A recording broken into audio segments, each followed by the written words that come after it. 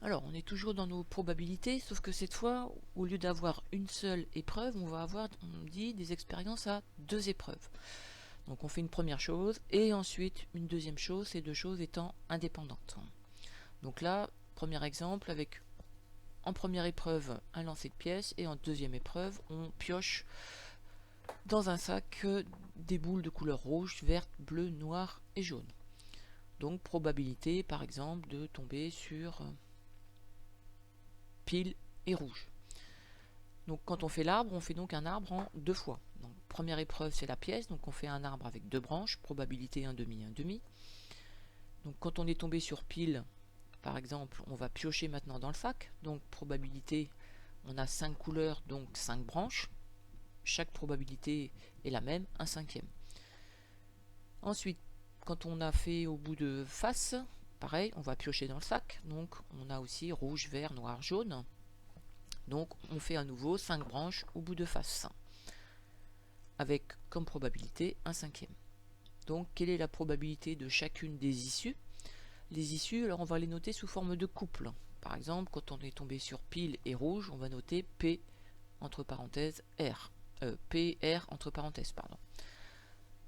Pile vert, on va noter PV entre parenthèses, etc., etc. Donc ici, probabilité de tomber sur rouge, pile rouge par exemple, comme toutes les autres probabilités d'ailleurs, on fait 1 demi multiplié par 1 cinquième est égal à 1 dixième. Donc quand on a une expérience à deux épreuves ici, on multiplie les probabilités, donc le chemin pour aller de pile à rouge, 1 demi fois 1 cinquième. C'est le seul moment où on multiplie les probabilités quand on a une expérience ici à deux épreuves. 1 demi fois 1 cinquième, c'est-à-dire 1 dixième.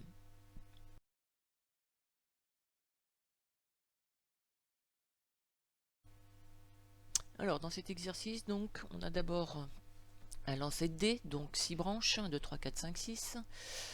Et ensuite, un jeton qu'on lance, une face numérotée 1, une face numérotée 2. Et ensuite, on fait la somme, c'est-à-dire qu'on additionne ce qu'on a obtenu avec le dé et ce qu'on a obtenu avec le jeton. Donc on a fait les 6 branches pour le dé, et au bout de chacune des issues du dé, donc au bout du 1 par exemple, j'ai mis un 2, ou on tombe sur 1, ou on tombe sur 2. On additionne, donc 1 plus 1 ça fait 2, on tombe sur le 1 du dé, le 2 du jeton, donc 2 et 1, 3, etc., etc. Donc on additionne à chaque fois ce qu'on a obtenu du dé et du jeton. Donc toutes les issues possibles sont donc 2, 3, 3, 4, 4, 5, 5, 6, 6, 7, 7 et 8. Alors les probabilités, donc pour le dé, c'est 1 sixième pour chacune des branches, et pour le jeton, c'est 1 demi pour chacune des branches. Donc ça fait 1 sixième pour le dé, 1 demi pour le jeton. Donc probabilité d'obtenir 2 par exemple, comme celle d'obtenir 8. On ne peut obtenir le 2 et le 8 qu'une seule fois. Donc 1 demi multiplié par 1 sixième, ça nous fait donc 1 douzième. Ensuite, quelles sont les deux manières d'obtenir 5? Donc pour obtenir 5, c'est 3 plus 2 ou 4 plus 1. Donc on a deux possibilités sur un total de 12, donc 2 douzièmes.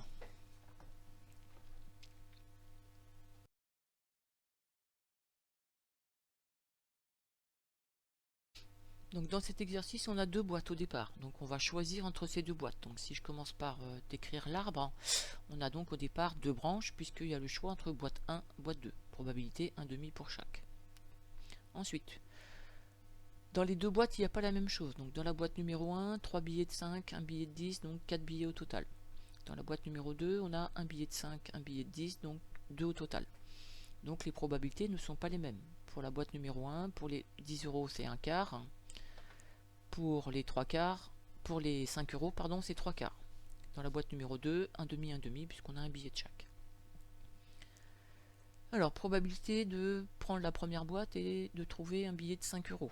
Donc, un demi pour la boîte, 3 quarts pour le billet de 5. Donc, on multiplie les probabilités. 1 demi fois 3 quarts, ça nous fait donc 3 huitièmes. Ensuite, probabilité de choisir la deuxième boîte et de prendre un billet de 5. Donc, probabilité pour la boîte 1 demi, billet de 5 dans la boîte numéro 2, 1 demi. 1 demi fois 1 demi, 1 quart.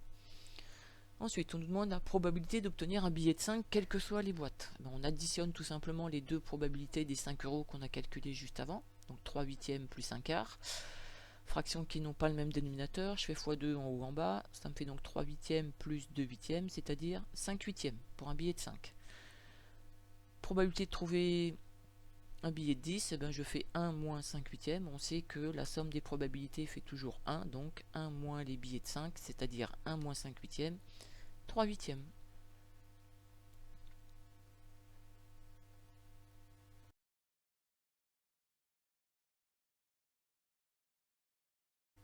Alors, dans cet exercice, on a donc une urne. On va piocher des boules, des rouges et des bleus. Et ensuite, on a des sacs, un sac rouge, un sac bleu, dans lesquels on va piocher des jetons.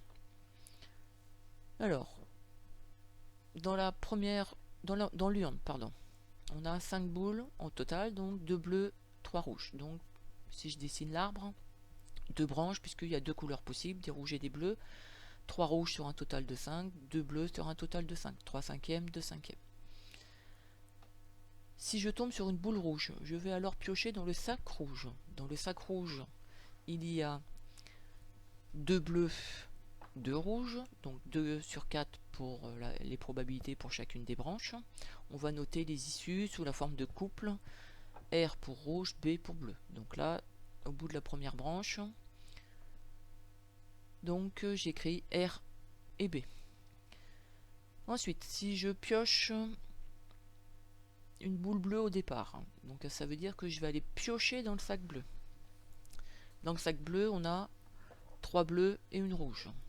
Donc probabilité de tomber sur bleu 3 quarts, probabilité de tomber sur rouge 1 quart. Donc combien est-ce qu'il y a d'issues possibles? Il y a 4 issues possibles puisque je peux obtenir rouge-bleu, rouge-rouge, bleu-bleu ou bleu-rouge.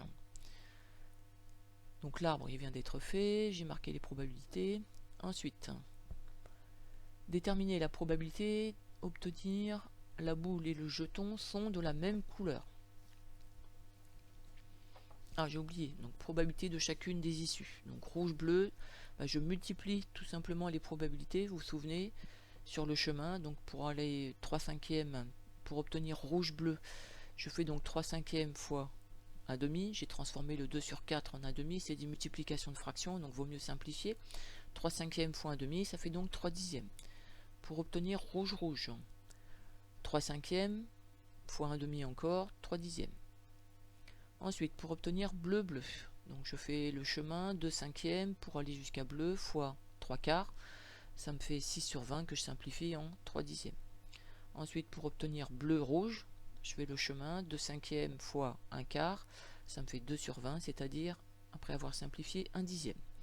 Maintenant, probabilité d'obtenir la même couleur, c'est-à-dire bleu-bleu et rouge-rouge. J'additionne tout simplement les deux probabilités que j'ai calculées tout à l'heure. Rouge-rouge, c'était 3 dixièmes. Bleu-bleu,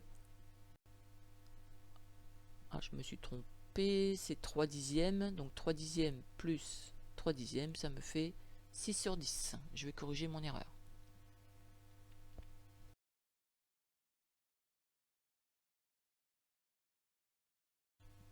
Alors pour cet exercice, il n'est pas demandé de faire d'arbre. J'en ai fait un quand même. Bon, après on pouvait faire l'exercice directement. Puisqu'on a le choix entre 3 chemisettes, une verte, une bleue, une rouge, et 2 shorts, un vert et un bleu. Donc sans arbre, on fait un tiers pour la probabilité pour les chemisettes, puisqu'on a 3 couleurs, un demi pour les 2 shorts, 2 couleurs, donc on fait un tiers fois un demi, un sixième. Ou avec un arbre, donc vert, bleu, rouge, pour les chemisettes, et au bout de chacune des issues des chemisettes, je mets le choix du short, donc vert-bleu. Donc probabilité d'obtenir uniquement du vert, vert-vert, un tiers fois un demi, c'est-à-dire un sixième.